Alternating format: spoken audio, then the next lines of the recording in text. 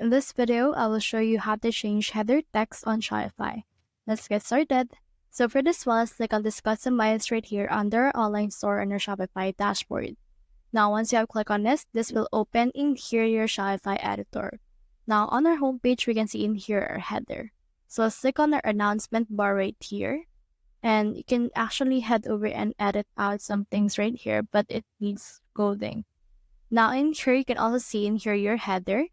So once you have clicked on your header, it will actually open in here this particular thing. So the actual text we have on our header is the name of our store.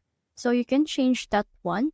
But if you want to actually change the ones that has been added to your announcement bar, you can head over in here under your Steam settings, as well as your custom CSS, and then type in your code that can help you change this one.